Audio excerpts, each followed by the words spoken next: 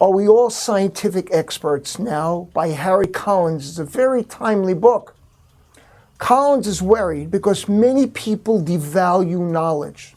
We live in a country where a lot of people think their opinions are equal to those of experts, even when they know very little about this subject.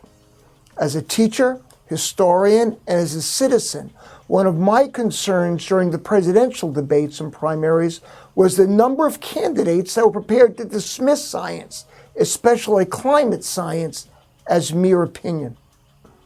I think the public has a basic misunderstanding of what scientists mean by facts and theories.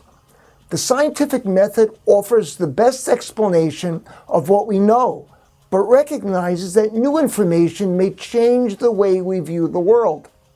For scientists, science is not absolute, but it offers our best answer to complex questions and problems, answers that are ignored at great risk. One problem when discussing facts is that scientific and colloquial meanings are different.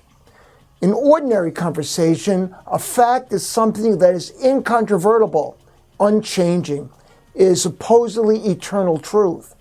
But scientists, as well as historians and social scientists, we recognize that what is incontrovertible and unchanging today may no longer be the case when new evidence is discovered. When I was a high school student back in the days, scientists knew there were three subatomic particles: neutrons, protons, and electrons, and that electrons were the smallest particle. That was indisputable scientific fact. Today we know there are even smaller particles, and neutrons, antineutrons, just to name a few. In an earlier era, it was common knowledge that the sun traveled around the Earth. Few of us today would accept that as a fact. In some ways, the scientific notion of fact is closer to a colloquial idea of theory, a strongly held idea supported by extensive evidence. As an historian, I like the scientific idea that facts are what we understand to be true at a particular time, and we have to be open to change our minds as new information is uncovered. Neither scientists nor historians know what new discoveries the future holds. While the future is unknown, there are still rules for establishing scientific knowledge. Scientists cannot make claims that violate the rules or fall outside the boundaries without changing the way the game is played. A group of people could eliminate foul territory in baseball and still play some kind of game, but it would no longer be baseball as we know it. A scientist might not believe in the existence of God, but knows that according to the rules of science, it is impossible to prove that a supreme being, or for that matter unicorns, do not exist. One of Collins' important contributions is the notion that science is messy. He believes scientists share responsibility for public disdain for science because they portrayed their fields as clean and simplistic. And when things turned out messy, some in the public were quick to dismiss science altogether.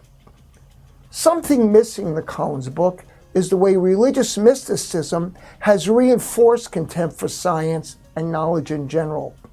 Collins sees the war on science rooted in the 1960s, but the religious war on science is definitely much older. Galileo was charged with heresy in the 17th century for the outrageous idea that the Earth travels around the sun. In a speech discussing the science of climate change, President Obama was at his rhetorical best.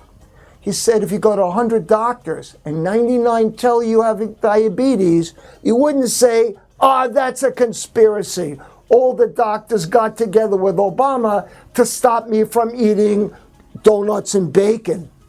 But he says climate deniers would keep looking for another doctor, saying they want to eat their donuts and bacon. Democracy means an educated public gets to decide public policy issues, but it also requires that people have enough education to evaluate claims made by scientists. Pride in ignorance, disregard for learning, and promoting mysticism, misinformation are threats to a democratic society.